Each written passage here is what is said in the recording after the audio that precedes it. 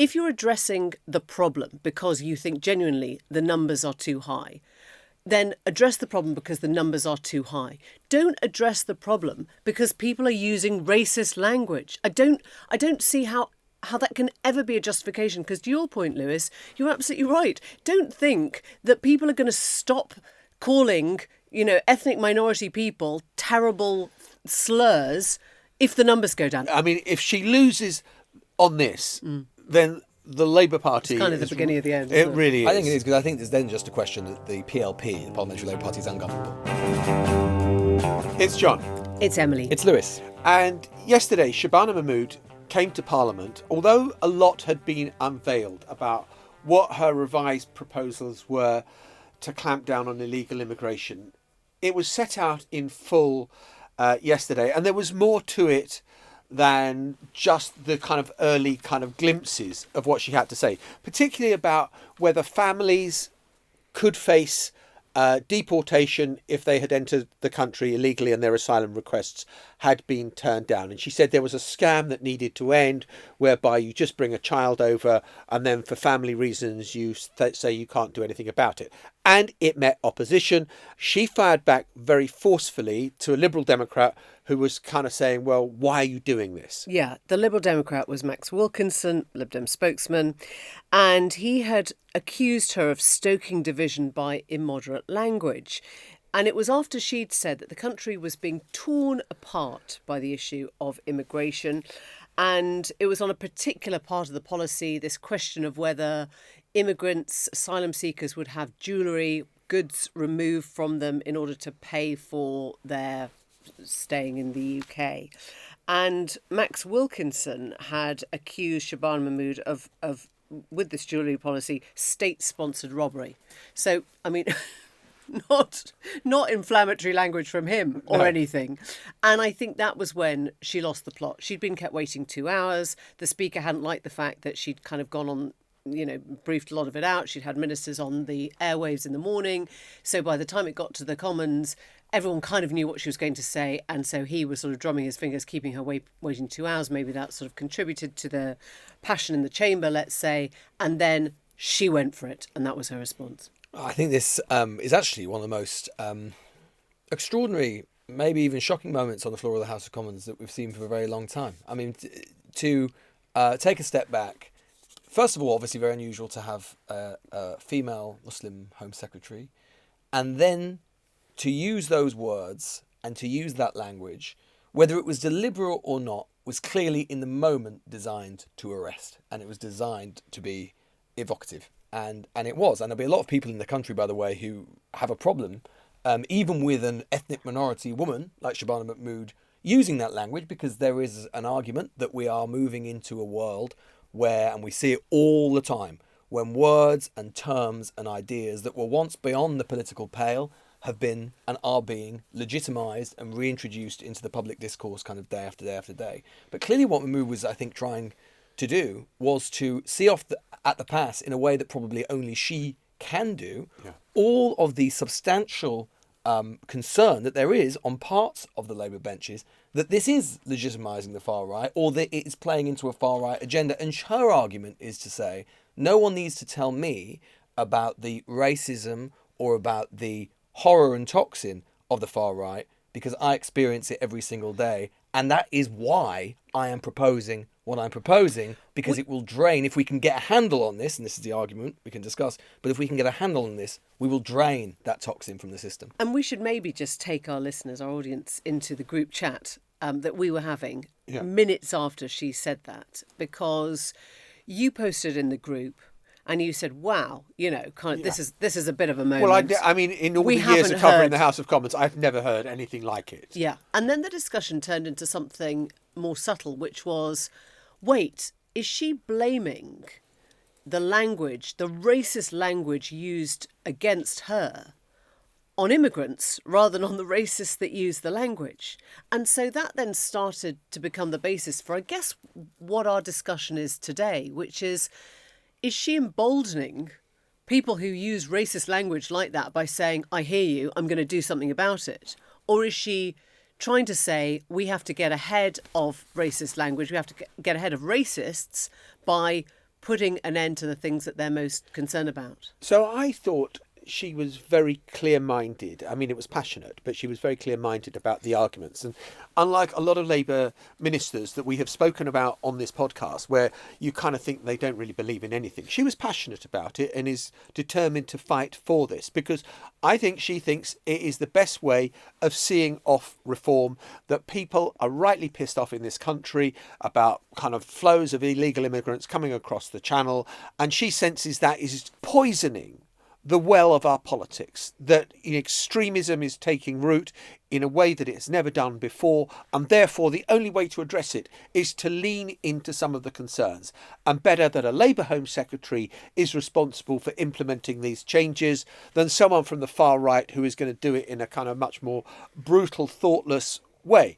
And I think that that is the pitch where she's erecting her tent. I saw a Labour MP this morning saying that what she was doing was appeasing the electorate.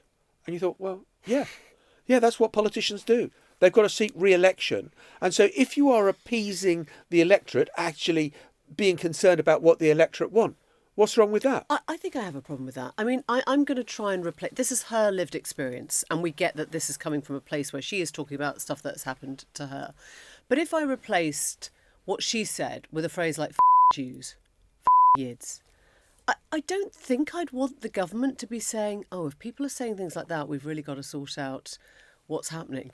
Are there too many Jews in the country, or have we been careless in the way we've dealt with Jews, or whether we've sort of prioritised Jewish needs or whatever? I'd be like, get on top of that. That sounds anti-Semitic to me. That sounds bloody awful. Right? So why would this be different? Well, because I think the answer to that is that I think she was trying to shock, and she did. I think that was part of it. And I think that her lived experience does matter. And if people are thinking it's okay to say this sort of thing now, then she wants that stopped. But to my experience, you wouldn't say that's how we stop people being anti-Semitic, right? No, but she's saying you've got to address the problem, and the reason that anti-Semitism or anti-Islamophobia is growing is because of the growing numbers of people who are entering the country uncontrolled. And unless you get a grip on that, you're not going to get a grip on the language being used by those on the far right who want to stoke this division. Look, the far right and people like that are not going to stop calling Shabana Mahmood and people like Shabana Mahmood words like that, even if we reduce illegal migration, so-called, to zero tomorrow, right? They're not going to do that. I think it's possible to believe, and I think this is basically our argument, right, is to say that the numbers of people who are basically falling under the spell of the far right, who the far right's arguments are appealing to, perhaps for the first time, is greater because this problem seems to elude any control from any government of any colour. And I do have to say, have some sympathy for that argument, because I think that, I mean, look, again, it's possible to believe two things at once. One is, as we've said on this show many times, the total numbers of asylum seekers who are coming over irregularly is in the grand sweep of European irregular migration, and indeed migration overall to this country, relatively small. It is dwarfed by, for example, the number of legal migrants who are coming over to study or whatever. But it is also true to say that this has metastasized in a way that even maybe 18 months ago, I did not anticipate.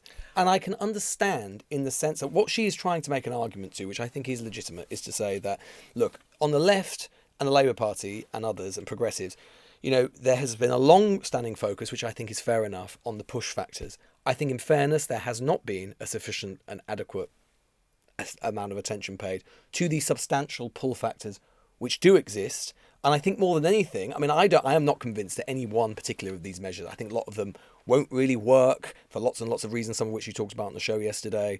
I think there's lots of sort of technical difficulties and whatever, but she is clearly trying to send a very, very clear signal to the people smugglers and indeed to the people thinking of making the journey themselves. And I think that given where we are with the collapsed, and it is a collapsed level of public consent for the refugee problem at the moment, for the refugee system at the moment, because it appears so lawless and without control, I think she had little choice, actually. I would say that it is perfectly legitimate for a Home Secretary to want to bring down irregular migration when the numbers get too high. We should put in context the fact that actually net migration has fallen, has almost halved in the last year.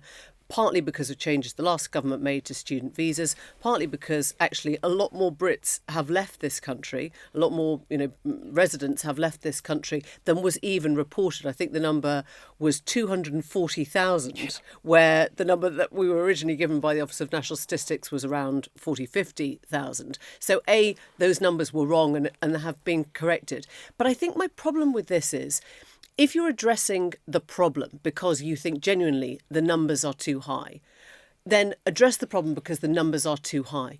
Don't address the problem because people are using racist language. I don't see how that can ever be a justification, because to your point, Lewis, you're absolutely right. Don't think that people are going to stop calling, ethnic minority people terrible slurs if the numbers go down. Look, I think something has changed, and you see it most obviously on social media, where there has been a real, I want to say coarsening of the language, but that doesn't quite do it justice. The vileness of the language is there in a plenty, which it wasn't before because there wasn't social media doing stuff like this.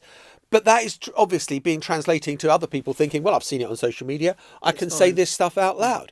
And it's reprehensible and it's frankly disgusting. I think she really does believe it when she says that this is, and we can debate whether it's true, but she really believes that it is tearing our politics apart. And I think that, for me, and I think for what a lot of Labour MPs would probably like to hear, I think that there probably is, to use a sort of old-fashioned phrase now, I think it is possible for the government to sort of triangulate on this a little bit politically, which is to say, there are people, and this is clearly what they've sort of been trying to do, although it's been a bit muddled, there are people, it's true that no matter what Mahmood does, Farage and the rest of them will go further to the right. It will not be long before we start talking about sort of re-immigration and all of this sort of stuff. But it is possible there is a middle ground position which Labour could adopt, which is to say there are the Greens and there are the Lib Dems and others who do not seem to want to address the moral and political problems which come from this system which is out of control. Then there are the people like Farage and others who not only who are too extreme in the other direction and want to remove people who have a right legally to be in this country. And what the Labour Party and what the Labour government is for is an ordered system which also sets up safe and legal routes once we've got this position under control. I think that is a politically saleable position, and I think it's a fair and equitable position. Yeah. I'll tell you, talking of language, whilst we're talking of language, we should also comment on the language that Kemi Badenoch used, which was to praise Shabana Mahmood for her fresh energy. And she said she genuinely wants her to succeed. There is a dirty little secret that no one is really talking about, but I had it confirmed to me by a very senior Conservative figure and a senior Labour figure last week. And that is that Labour and the Conservatives want each other to win on this. The Conservatives want to be able to back Labour because they see a world in which if Labour gets immigration under control, the Conservative Party will succeed Labour whenever that time comes. As soon as reform is in the door, they think that's the end of the two-party system that they have. And so I think Kemi Badenoch is being pretty honest, actually, when she says, yeah, we do want Mahmood to succeed with this. We want Labour to triumph with this because that is our best bet as a Conservative Party of getting back into the place of opposition and pushing reform out the door completely. Well, also, if the rebellion is large, and it could be. I think my impression, most Labour MPs are going to wait to see actually what comes out of the consultation. A lot of this stuff is still subject to consultation, right? A bit like exactly what happened with the welfare bill. So, you could have a reasonably substantial majority, and it would be embarrassing if the Labour Party of the government had to get it through on Tory votes, right? So there's a sort of tactical win for her there, and as you say, Emily, potentially a longer strategic one as well. My sense from what Labour MPs are sort of grappling with, going back to just basically orbiting around this discussion we're having, is that I think Labour are sort of basically wrestling with exactly what happened to the Danish Labour Party, which is what is basically the genesis of all of this, right? Because it is true that when the Danish Labour Party, the Danish Social Democrats, adopted many of these measures after their version of reform, a kind of radical right party, did extremely well at a particular election. It is true that for a while anyway, it really did drain the energy from that party. The question that the Danish Labour Party has sort of had to grapple with is, Who at do you what become? cost? Yeah. You know, have you moved so far in that direction that you become the thing that you went into politics to oppose? Which was like Boris and the Brexit Party in 2019, frankly. You know, they became the Brexit Party under him. Yeah, and so that's great. I'm sure Mahmood would say, no, look, we're not going to become them. What we're going to do is drain the poison, so prevent them from coming in and doing a load of things that we wouldn't like to do. But that is, I think, the sort of the moral political question that the Labour Party or Labour MPs are kind of grappling with in all sorts of ways at the moment. With Tommy tapping on the shoulder. Indeed, and that makes it very uncomfortable for them. And also the latest, I mean, you know, and the other thing that Labour MPs who oppose Shabana Mahmood's proposals are pointing to is what is happening in Copenhagen right now, to the Labour Party, the Danish Labour Party, where they're about to lose control of the city for the first time in history, saying, well, it didn't work out so well in the long term, did it? So, I mean, look, those arguments will carry on, won't they? But I do think that, I mean, my sense is that, yes, there will be a rebellion and she's going to have to work hard to bring them round. I sense, and maybe this is misplaced, that unlike the welfare reform measures, where there was kind of the attempts to bring Labour backbenchers on board was so woeful that they felt emboldened to rebel. She's been doing a lot of parliamentary outreach. I think that what I'm hearing is that she's doing an awful lot to try to win. We're 6 months on from that. Yeah. Nothing's got better. No. And so, I mean, if she loses on this, then the Labour Party... It's kind of the beginning of the end. It really is. I think it is, because I think there's then just a question that the PLP, the Parliamentary Labour Party, is ungovernable. Exactly. That it's Can't do not anything. willing to do anything that the government wants it to do. And I'm sure that's the argument that the whips, among others, will be making to them. The Newsagents. This is a Global Player original podcast.